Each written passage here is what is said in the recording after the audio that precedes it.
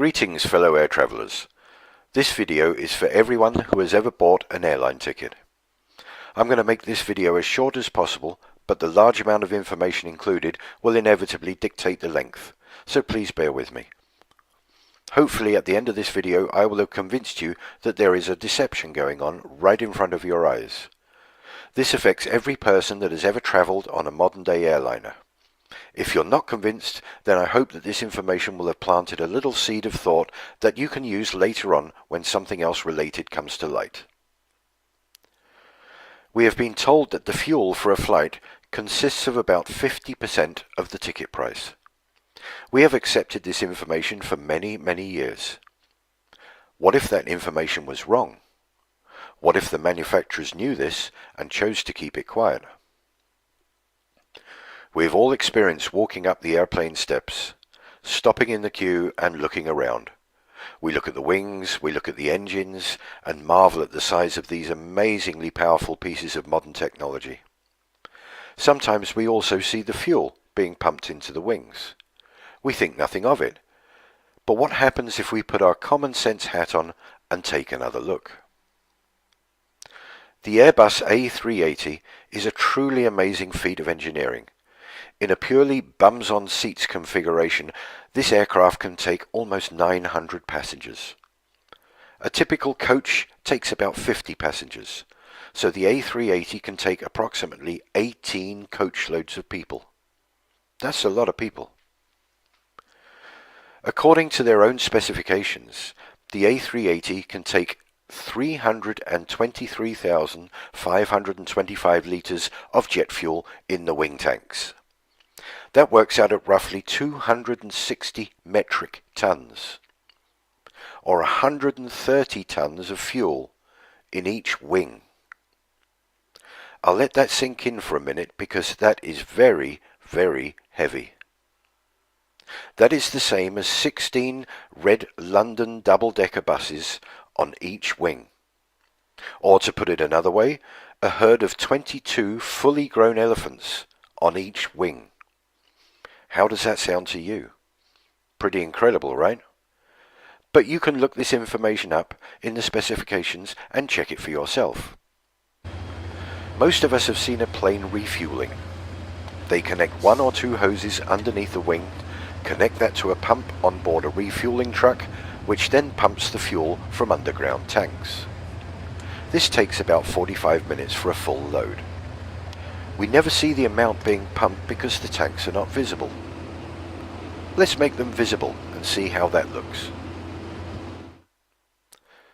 It would take 16 of these 20,000 litre trucks to fill the A380. Where does all this fuel go? In the wings, you say? Okay, let's take a look at the wings, and you tell me where you think it all goes. This is the A380 wing. Pretty huge. Let's put a fuel truck next to it. And another. And another. And another. And 4 more. Just for this wing. Another 8 go into the other wing. Can you see what I'm saying? Now let's take a look at the wings on these aircraft. This is the new Dreamliner taking off in a spectacular fashion. Observe the thickness of the wings. How many fuel trucks would fit in those wings? Okay, let's take a look at the fill rate. To fully fill the A380 takes approximately 45 minutes. To fill an Olympic-sized swimming pool takes about 4 days. I think people are going to be really excited. That is 2.5 million litres of water. The capacity of the A380 is about 8% of the volume. 8% of 96 hours is 7.6 hours. That's a lot longer than 45 minutes. So maybe the filling equipment is much faster for a plane. Let's take a look. This is filling a swimming pool. And this is filling an aircraft. To fill the tanks of an A380 in 45 minutes, you would have to have a pump and a hose that could pump 7,189 litres of fuel per minute. Let's look at something. that pumps at about half that speed. Now the plane, now the fire hose. Don't you think that filling that wing with that sort of pressure would just rip a hole right through the top? It's only made of aluminium.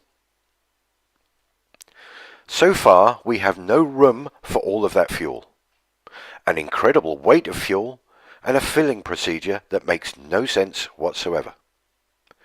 Time to take a look at moving around with large bodies of liquid. The size of a large car's petrol tank is about 70 litres. Don't you sometimes wish that your petrol tank was bigger so you wouldn't have to fill up so often?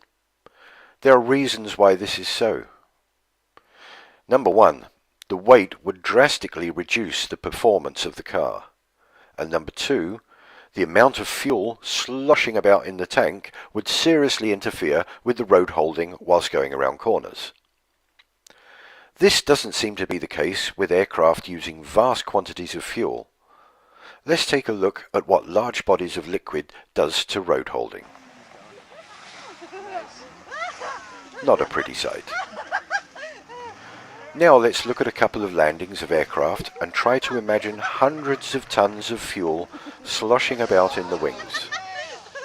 I think you might be getting the gist of what I'm trying to say.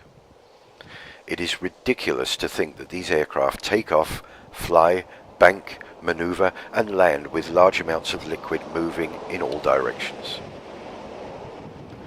The next video clip is from the US Air Force, showing the filling and strapping down of the large bladder tanks used for in-flight refueling of their aircraft.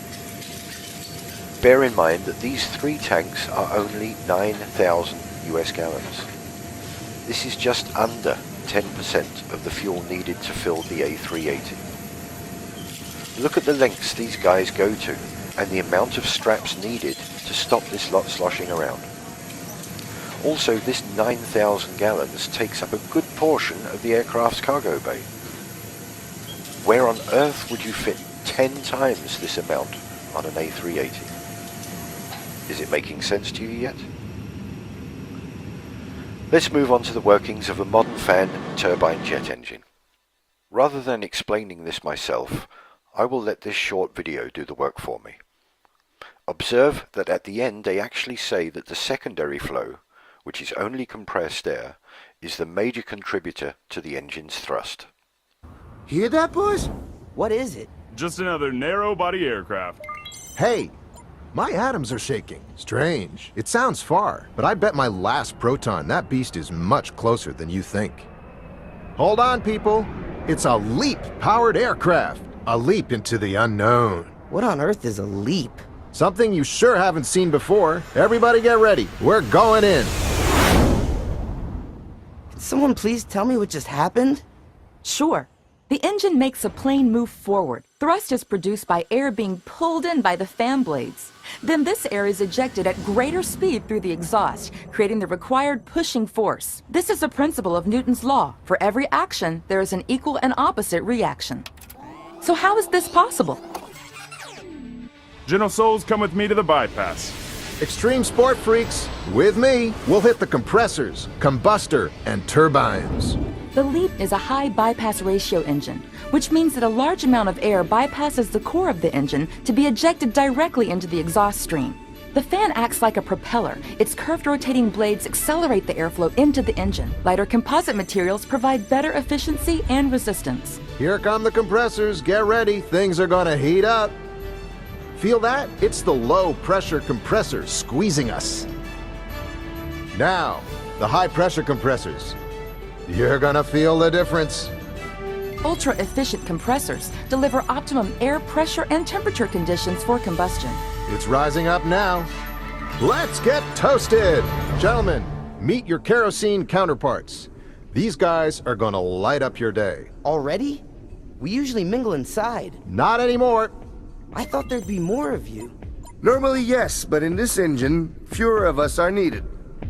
This little kerosene particle is right. The LEAP engine burns less fuel than former engines. In addition, the fuel nozzles mix fuel and air before they enter the combustor, creating a homogeneous mixture that minimizes the peak temperature during combustion.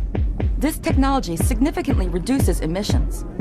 Okay, let's go. The combustion chamber. This is the heart of the engine, where energy is created through combustion of fuel and compressed air. Are you ready? Here comes the final blast. What a boost! Where are we now? Turbines, let's transfer our energy to them. This is the last extreme stage before we join the soft team. Enjoy. Advanced material and aerodynamics make the turbines much more efficient and durable. The pressure and speed of the hot gases provide the force needed to turn the turbines and its shaft, which in turn drives the compressor and fan. Come on, guys, don't hang around. We alone are responsible for 90% of the thrust from this baby. Here come those adrenaline junkies. So, how was it? Fast, hot, and fantastic. What a trip! Are you kidding me? It was us in the primary flow that did most of the job. Not exactly, kid. It's teamwork. We definitely need each other. We provided the energy to drive the engine, and they provided most of the thrust to make the aircraft move forward. Hey, boss. Sounds like we're in luck today. You said it. It's game on again, boys. Let's go.